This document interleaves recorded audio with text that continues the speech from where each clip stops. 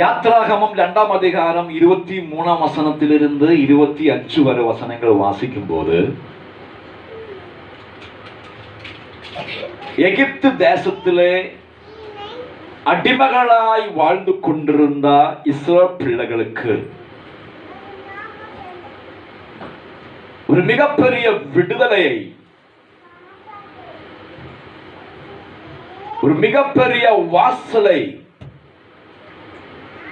திறந்து வருகிறதை நமக்கு பார்க்க முடியும். சில வருஷங்கள், சில நாட்கள், சில வருடங்கள் அடிமத்தனத்தில் வாழ்ந்து கொண்டிருந்த இஸ்ரவேல் பிள்ளைகளுக்கு ஒரு ரட்சிப்பை, ஒரு விடுதலை, ஒரு முன்னேற்றத்தை நமக்கு அங்கே பார்க்க முடியும். ஹல்லேலூயா. சத்தம் உயர்த்தி ஹல்லேலூயா சொல்லுவோம். வருஷங்களாக சில விஷயங்களின் மேல் பாரப்பட்டு நெருங்கி, ஹல்லேலூயா, போராடி கொண்டிருக்கிற உங்க வாழ்க்கையில இந்த வருடத்தின் கடைசி பகுதியில ஒரு முன்னேற்றம், ஒரு விடுதலை, ஒரு ரட்சிப்பை பார்க்கும்படிக்கு தேவ கரத்துக்குள் நாம் அர்ப்பணிப்போம். சத்தம் உயர்த்தி ஹல்லேலூயா சொல்லுவோம்.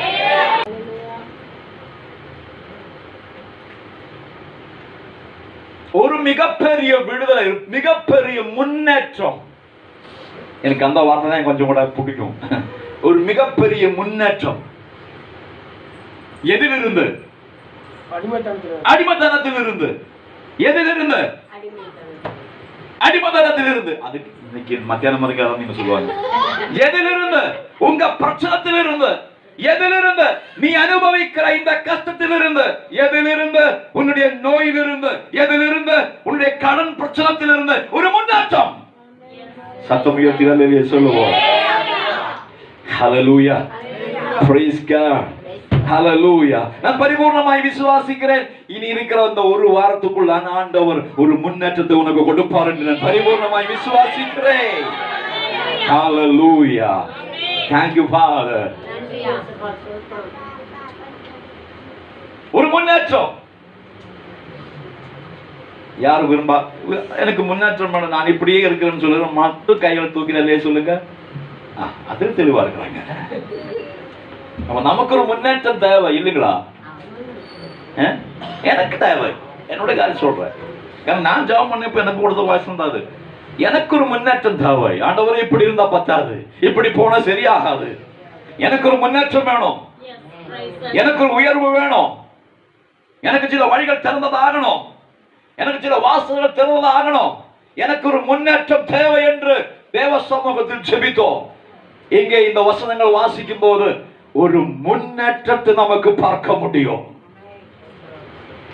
ஹல்லேலூயா. எதிலிருந்து? அடிமத்தனத்தில் இருந்து. எதிலிருந்து? சில கட்டுகளில் இருந்து. எதிலிருந்து? சில சோதனையில் இருந்து. Blessed be the name. சத்தம் உயர்த்தி ஹல்லேலூயா சொல்லுவோம்.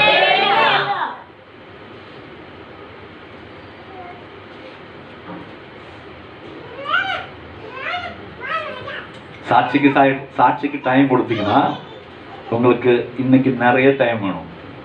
காரணம், நிறைய பிரச்சனைகள் இருக்கு. நிறைய பிரச்சனைகள் மத்தியில் தான் போயிட்டு இருக்கிற, வண்டி ஓட்டிட்டு இருக்கிறாங்க. ஹல்லேலூயா. நிறைய பிரச்சனை மத்தியில் தான் வண்டி ஓட்டிட்டு இருக்கிறாங்க. எல்லாருக்கும் ஒரே மாதிரி இல்லை. ஹல்லேலூயா. ஆனா இன்றைக்கு பரிசுத்த ஆவியானவர் நான் சொல்லுகிறேன், ஒரு முன்னேற்றம், ஒரு விடுதலை, ஒரு ரட்சிப்பு. ஹல்லேலூயா. ஆமென். இந்த நாட்களில் நமக்கு தேவை. அங்கே 2ஆம் அதிகாரம், யாத்ராகமம் 2ஆம் அதிகாரம் 23ஆம் வசனத்திலிருந்து 25 வரை வசனங்களை வாசிக்கும் போது சில வார்த்தைகளை நான் முன்னிட்டு பேச விரும்புகிறேன். அதோடு கூட அந்த ஆலோசனைகளை பகிர்ந்து கொள்ள விரும்புகிறேன். 22ஆம் வசனத்தை 23ஆம் வசனத்தை வாசியுங்கள். சில காலம் சென்ற பின் எகிப்தின்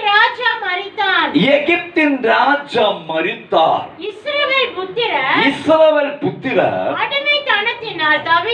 அடிமத்தனத்தினால் தவித்து முறையிட்டு முறையிட்டுக் கொண்டிருந்தார்கள். அவர்கள் அடிமைத்தனத்தில் இருந்து சில காலம் சென்ற பின், ஹல்லேலூயா, சில காலங்கள் சில வருஷங்கள் சென்ற பின், ஆமென், ஹல்லேலூயா, யாரு மரித்து விட்டோம்? எகிப்து ராஜா மரித்தோம்.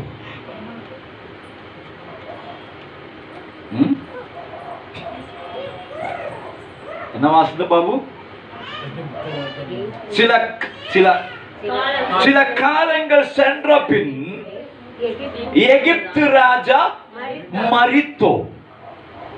அப்போ இங்கே காலத்திற்கு ஒரு விசேஷதை உண்டு, டைமுக்கு ஒரு விசேஷதை உண்டு. நமக்கு காலங்களும் இல்ல, டைம் இல்ல நம்ம சொல்றாங்கன்னா சில விஷயங்களே ஒன்னா நீங்க குழந்தைய உட்கார வைங்க, இல்ல உடனே நான் குச்சி எடுத்து வந்துடும். ஆமென், ஹல்லேலூயா. எப்போதுமே குழந்தையோட தாயின் தடவி மடியில் உட்கார்ந்தீங்க நலமா இருக்கும். நீங்க விடாதீங்க, அப்படி பிடிச்சி அப்படி எஸ், ஹல்லேலூயா.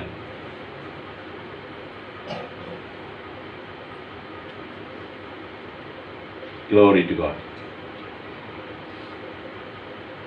சில காலங்களுக்கு விசேஷதை இருக்கு. இங்கே சில காலங்கள் சென்ற பின் எகிப்தின் ராஜா மரித்து போனார் என்று நாம் இங்கே வாசிக்கிறோம். இன்னொரு பக்கம் நீங்க வாசித்தீங்கன்னா யெசாயா தீர்க்கதரிசி புத்தகம் 6ஆம் அதிகாரத்திலே உசியா ராஜா மரித்ததற்கு பிறகு என்று சொல்றாங்க இல்லையா? அப்படி இருக்கா வசனம்? இருக்கு என்று சொல்றாங்க. யெசாயா 6ஆம் அதிகாரம் 1ஆம் வசனத்தை பாருங்க. எடுங்க. உசியா ராஜா மரணமடைந்த வருஷத்திலே, அப்போ போதும் நான் சொல்ல காண்பிரியுமா? சில காலங்கள் சில நேரங்கள் ஆண்டவர் நமக்கு அனுகூலமாக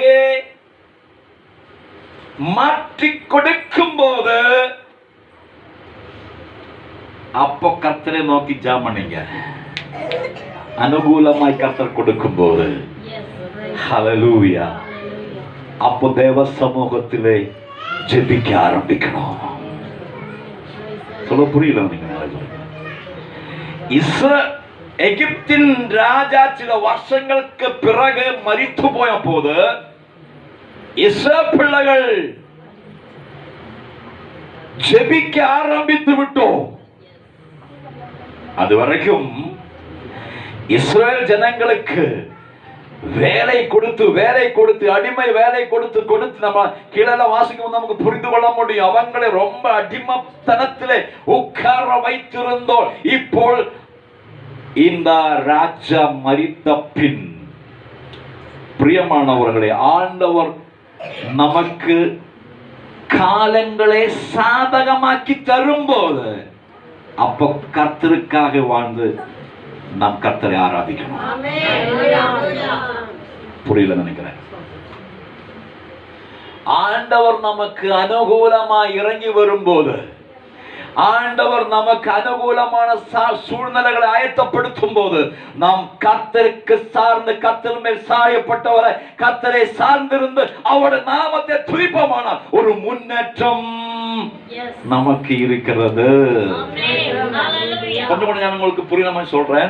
யெசாயா தீர்க்கதரிசி புத்தகத்தில் இன்னொரு வாசகம் கிடக்கிறது. கர்த்தர் பக்கத்தில் இருக்கும் போதே அவரை நோக்கி கூப்பிடுங்க. அப்படி ஒரு காலம் நமக்கு கிடைக்குமா? கட்டாயமா? நீங்க ஒரு மாதிரி உட்கார்ந்துட்டு இருக்கிற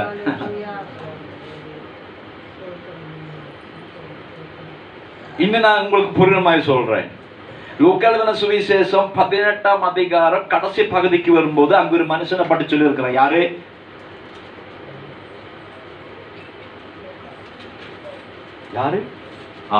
யாருக்கு தெரியுமா? ஓ, நீங்க பைபிள் படிக்கிறது இல்ல. எத்தனையோ முறைங்க பிரசங்கம் பண்ணி இருக்கிறாங்க. லூக்கா எழுதின சுவிசேஷம் 18ஆம் அதிகாரம் கடைசி பகுதிக்கு வரும்போது யாரை பத்தி? ஒரு குருடனை பத்தி சொல்லி இருக்கிறாங்க இல்லையா? சொன்னாரா இல்லையா? ஆமா. ஆ? ஆமா. அவனை பத்தி என்ன சொன்னாங்க? இயேசு அந்த வழியா போகும்போது பிரதர், அவன் யாரப்பா? இன்னும் கிடைக்கலையே வசனம். நான் சொன்ன தப்பாய் போச்சோ? பின்பு அவர் எரிகோவுக்கு சமீபமாய் வரும்போது எத்தனாம் அதிகாரம் எத்தனாம் வசனம்? 18 எந்த புத்தகம்? லூக்கா லூக்கா 18 35 கடைசி பகுதி. 35 வாசிக்கும் போது இயேசு எரிகோ பக்கமாய் போகும்போது ஒரு குருடன் வழியருகே உட்கார்ந்து பிச்சை கேட்டுக்கொண்டு இருந்தார். ஒரு குருடன் வழியருகே உட்கார்ந்து பிச்சை பிச்சை கேட்டுக் கொண்டிருந்தான். ஜனங்கள் நடக்கிற சத்தத்தை அவன் கேட்டு இது என்ன என்று விசாரித்தான். என்ன என்று விசாரித்தான். நசரேயனாகிய இயேசு போகிறார் என்று அவனுக்கு அறிவித்தார்.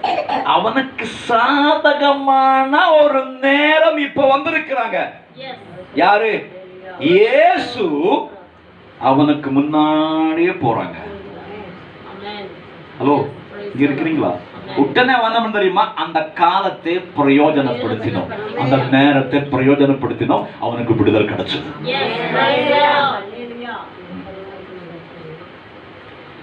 உனக்கு கிடைக்கிற நாளுகளும் கிடைக்கிற வருஷங்களும் ஆண்டவர் உனக்கு சாதகமாக்கி தரும்போது நீ கர்த்தரோடு கூட வாழாமல் உன் இஷ்டத்துக்கு போனா உனக்கு ஒரு முன்னேற்றத்தை பெற்றுக்கொள்ள முடியாது. ஹல்லேலூயா. சூழ்நிலைகள் எல்லாம் நமக்கு நம்மள அந்த சூழ்நிலை உருவாக்கின யாரை இந்த காலத்தில் அப்படி சூழ்நிலை உனக்கு உருவாக்கி தருவாங்க? இந்த குருடனுக்கு அன்னைக்கு இயேசு கடந்து போனான் இல்லையா? ஆமா. உடனே அவன் அந்த டைமை, அந்த காலத்தை சொல்லுங்களேன். நம்மள ஆண்டவர் இப்போ இங்க நான் இங்கதான் இருப்பேன், ஆண்டவர் இங்க வந்து இறங்கி வந்து என் செயல் பக்கத்துல வந்து கையை தொட்ட அது நீ உயிரோடு இருக்கிற வரைக்கும் நான் சாத்தியமாகுமான்னு தெரியல. ஹல்லேலூயா, ஹல்லேலூயா. ஹலோ, கர்த்தர் உனக்கு சூழ்நிலைகளை, நான் சொல்றது உனக்கு புரியுதா இல்லன்னு நினைக்கிறேன். 2023 கடைசி பகுதி வந்திருக்கிறது. இது ஒரு சாதகமான நாட்கள் தான். நீ கீழே இறங்கி வந்து கர்த்தரை பிடிப்பமானால் உனக்கு ஒரு முன்னேற்றத்தை கர்த்தர் ஆயத்தப்படுத்துவாங்க, உனக்கு ஒரு வாசலை கர்த்தர் கொடுப்பாங்க. ஹல்லேலூயா. அதற்கு முதலாக கர்த்தர் வேணா இங்கே வரட்டும், நான் யாரும் தெரியுமா? நீங்க அப்படிதான் இருக்கும். ஒரு வித்தியாசத்தை உனக்கு வாழ்க்கை பார்க்க முடியாது. அப்போ அப்படி பேசிட்டு போனா போய் இங்க நான் வாசிக்கும் போது சில காலங்கள் சென்ற பின் இஸ்ரவேல் பிள்ளைகளுக்கு ஒரு சான்ஸ் கிடைக்கிறாங்க. எதுக்கு? கர்த்தரை நோக்கி அதுக்குள்ள முறையிட்டு தான் இருக்கிறாங்க, அது வேற மாதிரி. அப்போ காலை இந்த எகிப்து ராஜா மரித்த பின் அந்த அதான் சொன்ன ஒரு காலத்துக்கு வித்தியாசம் இருக்குது. ஹலோ, அதனால்தான் ஆண்டவர் நமக்கு சில சூழ்நிலைகளை ஆயத்தப்படுத்தி கொடுக்கிறாங்க. சில நோய்களை தந்து, சில கஷ்டங்களை தந்து, சில இடுக்கண்களை தந்து, சில பிரச்சனைகளை தந்து ஆண்டவர் சூழ்நிலைகளை ஆயத்தப்படுத்தும் போது அது பிரயோஜனப்படுத்தினால் உனக்கு ஒரு முன்னேற்றம் இருக்கிறது. ஹல்லேலூயா. அப்போ சில காலங்கள் சென்ற பின் அந்த ராஜா இறந்து போன போது நம்பர் 1 வாசிங்கள். சில காலம் சென்ற பின் எகிப்தின் ராஜா மரித்தான். இஸ்ரவேல் புத்திரர் அடிமைத்தனத்தினால் தவித்து முறையிட்டுக் கொண்டிருந்தார்கள். அடிமைத்தனத்தினால் தவித்து முறையிட்டுக் கொண்டிருந்தார்கள். முறையிட்டுக் கொண்டிருந்தார்கள். எதனாலே? அவருடைய அடிமைத்தனத்தினாலே, அவர் வாழ்ந்த சூழ்நிலை நிமித்தமாக அவங்கள் அழுது கொண்டு முறையிட்டுக் கொண்டிருந்தார்கள். ஹல்லேலூயா. ஸ்தோத்திரம். நான் இந்த வேத பாதி வாசித்த போது எனக்கு ஒரு ஆலோசனை சொல்றேன். இப்போ அடிமைத்தனத்தில் இப்படி வாழ்ந்துட்டு இருக்கிறேன்னு வச்சுங்க. அப்போ நம்ம இப்போ நான் அந்த அடிமையாய் அதில் ஒரு அடிமை நான் வச்சுங்க, அதில் அடிமை நான். அப்போ என்னுடைய விருப்பத்தை நான் சொல்றேன், ஆண்டவரே இந்த ஆளை எப்பத்தான் காலி ஆகும், இந்த ஆளை எப்பத்தான் சாவாங்க, எனக்கு எப்படிதான் ஐயா ஒரு விடுதலை கிடைக்கும். நீங்க இல்லையா நம்ம எப்பையா இந்த மாமியார் இந்த வீடு விட்டு போகும், எப்பையா இவர் இந்த வீட்டுல நம்ம சொல்லுவோம் இல்லையா. ஏன்னா அவங்களால நமக்கு ரொம்ப கஷ்டம், ரொம்ப நெருக்கம், ரொம்ப எப்பையா இந்த வீட்டில் இருக்கிற நம் காலி பண்ணி போவோம் என்று எஸ் நம்ம நம்ம மனதிலே ஒரு இல்லையா.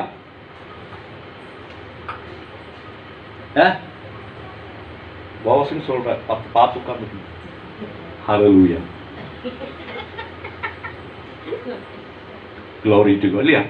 நம்ம நீங்க ஒரு மாதிரி உட்கார்ந்துட்டு இருக்கிற, நீங்க பரிசுத்தவான்கள் மாதிரி உட்கார்ந்துட்டு இருக்கிற.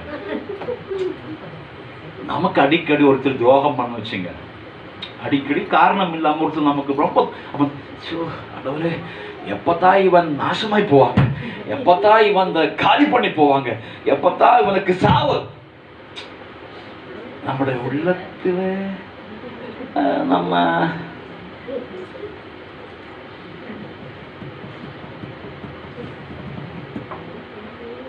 நான் தான் அடிமையா இருந்தோம்னு வச்சுக்க, எப்பையா இந்த எகிப்து ராஜா சத்து போவாங்க, எப்பத்தான் இவன் சாவாங்க அப்படி சொல்லிட்டு இருக்கும்போது திடீர்னு யாரு சத்து போனோம்? போனாரா இல்லையா? போனாரா இல்லையா? ஹல்லேலூயா. கிறிஸ்துமஸ் தானே நாளைக்கு. ஒருத்தர் மூஞ்சில சந்தோஷம் என்னடா நீங்க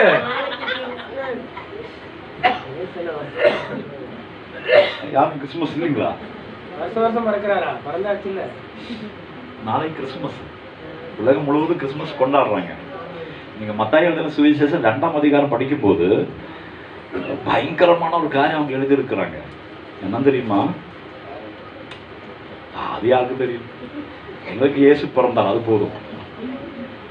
அங்க இயேசு பிறந்த போது, இயேசு பிறந்தாங்க, இயேசு பிறந்த போது இயேசுவை கொலை செய்ய முயற்சி நடந்தது. ஏரோது ராஜா அது வாசிச்சிருக்கா? அது வாசிக்கிறவங்க நேரம் இல்லை. எங்களுக்கு இயேசு பிறந்தா அந்த ஒரே சப்ஜெக்ட் வச்சுட்டு நாங்க கொண்டாடிட்டு இருக்கிறோம் இல்லையா. இயேசு பிறந்த உடனே ஹெரோது ராஜா இயேசுவை கொலை செய்ய முயற்சி பண்ணினோம். உடனே ஆண்டவர் பேசினோம், டக்கு டக்கு நீங்க அங்க போய் இங்க போய் இல்லையா. நீங்க அந்த அதிகாரம் வாசிக்கும் பயங்கரமா இருக்கும். அப்படி வாசி வரும்போது யார் கொலை செய்ய முயற்சி பண்ணினாரோ அவன் சத்து போட்டாங்க. அவன் மரணம் அடைந்தோம், இயேசு உயிர்த்தெழுந்தோம். நீங்க இங்க இல்லைன்னு நினைக்கிறார். ஆனா விடுதலின் செய்தியை சொல்றேன், நற்செய்தி, விடுதலின் நற்செய்தி, முன்னேற்றத்தின் செய்தியை சொல்லிக் கொடுக்கிறேன். இது கட்சிக்கான பிரசங்கம் அல்ல, இது பரிசுத்தாவில் நின்று நான் சொல்லுகிறேன். முன்னேற்றத்திற்கான ஒரு வழியை சொல்லிக் கொடுக்கிறேன். சில நாட்கள் ஆண்டவருடைய காயத்தைப்படுத்தும் போது அந்த நாட்களை பயன்படுத்துங்கள். இல்லையா? இயேசுவை கொலை செய்ய முயற்சி பண்ணாரு ஏரோதா. அப்படி நீங்க அண்ணாதிகாரம் வாசி வரும்போது ஏரோதா மரணம் அடைந்தோ, ஆனா யார் மரிக்கவில்லை. அப்போ இஸ்ரவேல் பிள்ளைகள் இந்த அடிமத்தன நிமித்தமாக எப்பையா இந்த ஆளு சாவுவாங்க, எப்பையா எங்களுக்கு நிம்மதி கிடைக்கும் அப்படி சொல்லிட்டு இருக்கும்போது பாருங்க யாரு மரித்து போனார்கள்? எகிப்து ராஜா மரித்த போன போது உடனே இஸ்ரவேல் பிள்ளைகள் நீங்க என்ன வரணும்? அடிமைத்தனத்தினால் தவித்து முறையிட்டு கொண்டிருந்தார்கள். அவர்கள் அடிமைத்தனத்திலிருந்து முறையிட்டு கொண்டிருந்தார்கள். எது நிமித்தம்?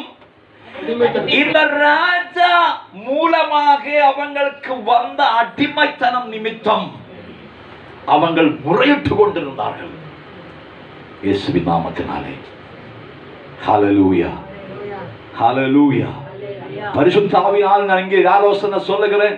உன்னை அடிமைப்படுத்துகிற சில சக்தியிலிருந்து இன்றைக்கு உனக்கு ஒரு விடுதலை உண்டு இயேசுவின் நாமத்தினாலே. உன்னை எந்தெந்த காரியங்கள் அடிமைப்படுத்துறாங்க,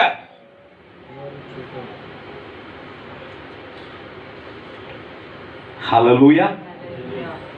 சிலருக்கு இந்த கடன் வாங்குறதே ஒரு அடிமைத்தனமாய் போச்சு. நேற்றுக்கு நான் ஒரு சகோதரன் இங்க பார்த்தோம். ரோட்டில் நிற்கும் போது அவர் ஓடி வந்து சொன்னாங்க, பாஸ்டர் பாஸ்டர் எங்க சர்ச்சிலே பாட்டு பாடிட்டு இருந்த ஆள் இறந்து போச்சு தெரியுமா? அப்போ அவர் அரசியல் போயிட்டு இருக்கிறீங்க, மலையாளத்துக்கார் தான், நான் தான் எனக்கு தெரியும். அவர் எப்படி சத்து போனாங்க? அட்டைக்கு வந்து சத்து போனாங்க. அட்டைக்கு வரல, அவர் கடன் வாங்கி சத்து போனாங்க.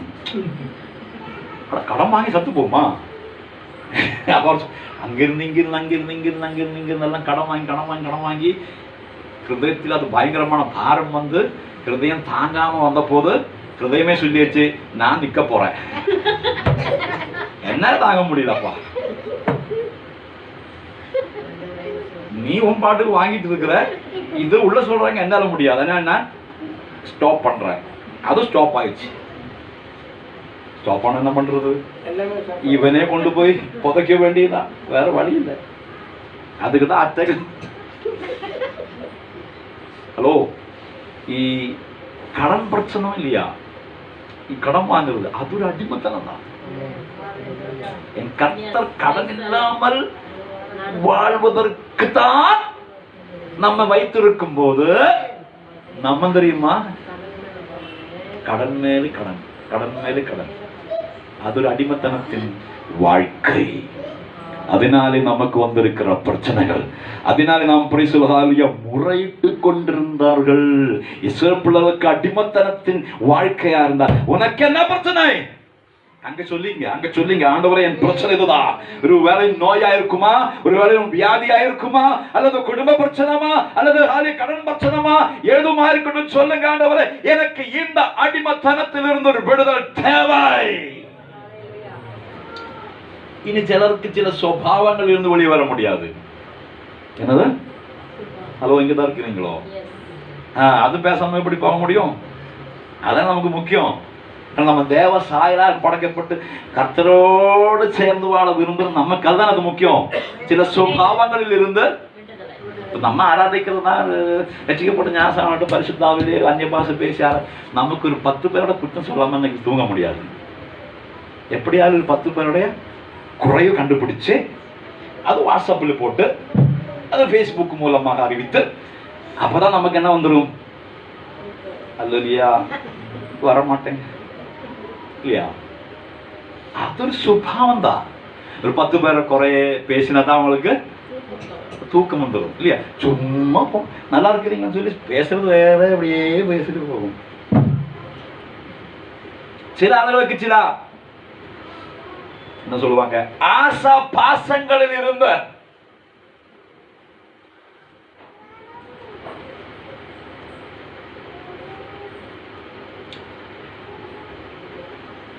உங்களுக்கு 10 கோழி இருக்கு, 10 கோழி இருக்கு.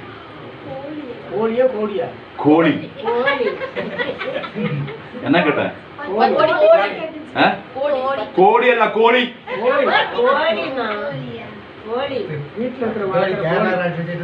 உங்களுக்கு 10 கோடியில கத்த கொடுக்குமா? இருக்கிறதே சரியாய் பயன்படுத்துவதில்ல, அப்புறம் 10 கோடியா கொடுக்குறது? 10 கோடி அதெல்லாம் வாங்கிங்க. இப்போ ஆல்ரெடி இருக்கு வச்சுங்க, அப்படி வச்சுங்க. அதுக்கு நல்ல கூண்டெல்லாம் தயார் பண்ணி அந்த 10 கோழியை அந்த கூண்டில பத்திரமா அடைச்சு வச்சிருக்கிறாங்க. அப்போதான் உங்க வீட்டுக்கு நரி அல்லது ஓனாய் வந்துச்சு, விசிட் பண்ண வந்துச்சு. ஓகே, அப்ப ஓனாய் வந்துச்சு. ஓனாய் சொன்னா நரி, நரின்னு சொன்னா ஓனாய், ரெண்டு ஒண்ணுதான். அப்ப நீங்க ஓனாய், ஐயா வாங்க ஐயா வீட்டுக்கு வாங்க உட்காருங்க, சேர் போட்டு கொடுத்துனேன், வடை போட்டு கொடுத்துனேன், டீ கொடுத்தேன். ஆனா ஓனாய்க்கு நீ கொடுத்த வடையும் அல்ல, நீ கொடுத்த டீயும் கிடையாது. அவனுக்கு என்ன தெரியுமா? கண்ணோக்கம் எங்கே? அதென்னது? அதோட சுபாவம் அதுதான்.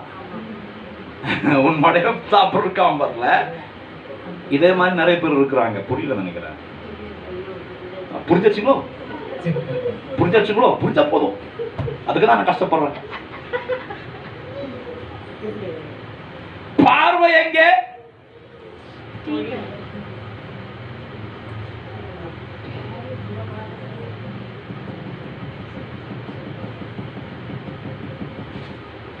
நான் விட்டு விலகி வந்துட்டோம் என்று சொன்ன நீ ஏன் அடிக்கடி அதை பத்தி பேசிட்டு இருக்கிற? சத்தம் உயர்த்தி அல்லேலூயா சொல்லுவோம்.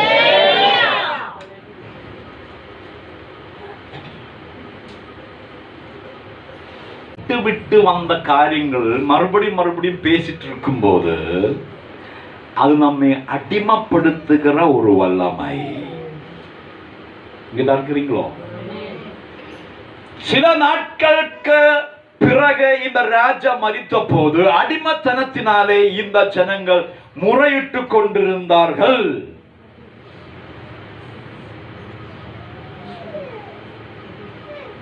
முறையிட காரணம் என்ன? அவங்களுக்கு வந்த பிரச்சனை. அப்ப என்னதான் முறையிட்டு இருப்பாங்க? என்னதான் முறையிட்டு இருப்பாங்க சொல்லுங்க பார்க்கலாம். இந்த துன்பத்துக்கு எப்பதான் வெளியே வரப்போற? ஆண்டவரே எப்பதான் இந்த முறையிடன்னு சொன்னா, ஆண்டவரே எப்பதான் எனக்கு இந்த அடிமத்தம் விடுதல், எப்பதான் ஆண்டவர் எனக்கு ஒரு விடுதல், எப்பதான் ஆண்டவர் எனக்கு ஒரு சமாதானம், எப்பதான் ஆண்டவர் எனக்கு நிம்மதி, எப்பதான் ஆண்டவர் எனக்கு ஒரு விடுதல் கிடைக்கும், எப்பதான் ஆண்டவர் எனக்கு ஒரு சமாதானம் கிடைக்கும், எப்பதான் ஆண்டவர் எனக்கு இதிலிருந்து வெளியே வர முடியும்? அதான சொல்லுவாங்க.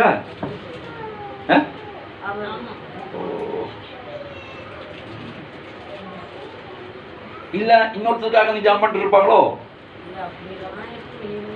அந்த முறையின் சத்தத்துல என்ன இருக்கு? ஆண்டவர் எப்பதான் எங்களுக்கு இந்த அடிமைத்தனத்திலிருந்து ஒரு விடுதலை,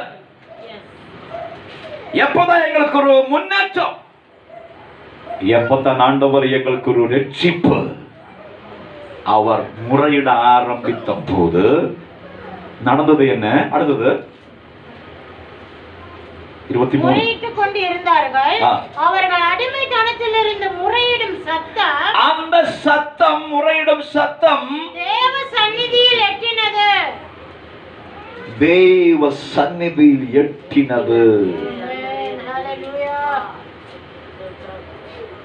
ஹலோ, இங்கதான் இருக்கிறீங்களோ? அப்ப இத்தனையும் வருஷம் முறையிட்டது ஆண்டவர் கேட்கலையா?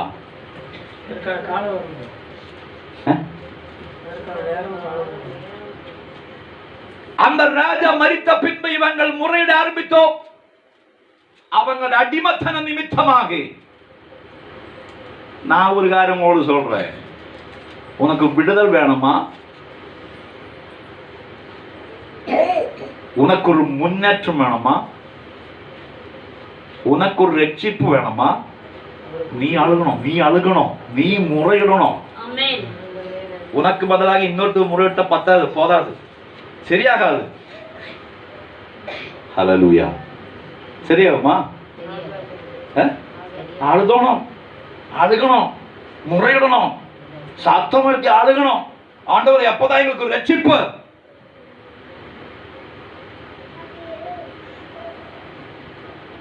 ஹல்லேலூயா. சத்தம் உயர்த்தி அல்லேலூயா சொல்லுங்க. இது ஜெபிக்கவும் மாட்ட, துதிக்கவும் மாட்ட, ஒண்ணும். யார் ஜெபித்தோணும்? அதுக்காக தான் ஊழியக்காரன். அதெல்லாம் நீங்க சும்மா நினைக்கிற நினைவு தான். ஊழியக்கார அதற்காக நியமனம் பண்ணல. உனக்கு முன்னேறணுமா? நீ அழுகணும். உன் குருட்டு கண்கள் மாறணுமா? தாவீதின் குமாரனே எனக்கு இறங்கும் என்று சொல்லி அதிக சத்தம் போடுறோம். மற்றவரை காட்டிலும் அதிகமாய் சத்தம் போட்டாங்க. ஒரு பிரச்சனை எவ்வளவு பெருசா இருக்கிறாங்களோ அந்த அளவுக்கு நீ அழுது செபிக்கணும்.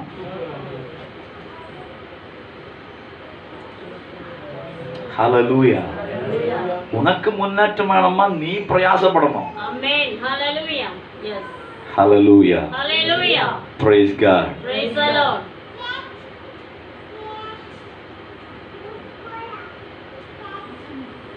உனக்கு முன்னேற்றம் வேணுமா? நீ பிரயாசப்படணும்.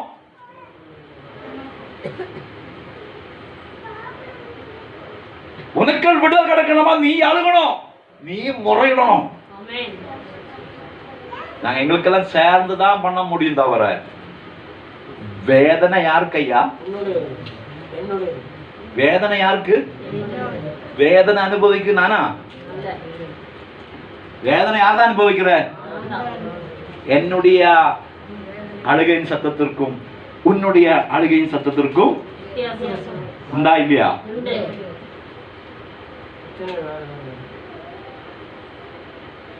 ஹல்லேலூயா. அப்போ இவங்கள் முறையிட்ட சத்தம் எது நிமித்தமாக? அடிமத்தனத்தில் நிமித்தமாக முறையிட்ட சத்தம் தேவ சந்நிதியில் எட்டினது. அந்த டைம் 10 தாண்டினதுக்கு பிறகுதான் நீங்க அங்க பார்க்கணும். காரணம் நீங்க எல்லாம் 8:30 தான் வந்திருக்கு. ஹல்லேலூயா. எனக்கான உங்களுக்கு அர்ஜென்டா இருக்கிறாங்க. இன்னைக்கு கூட்டம் இருக்கு, நாளைக்கு கூட்டம் அர்ஜென்டா இருக்கிறாங்க. ஓகே, இன்னைக்கு வந்துடணும். அடிமத்தனம் நிமித்தமாக. யாரையா அடிமத்தனத்தில் இருக்கிற? யாரெல்லாம் வேதனைப்படுகிற? யார் தான் துன்பப்படுகிற? யார் தான் அடிமத்தனத்தில் இருக்கிற? அவர்கள் சத்தமிட்டு முறையிட ஆரம்பித்த போது அந்த சத்தம் எங்க போச்சு? எங்க போச்சு?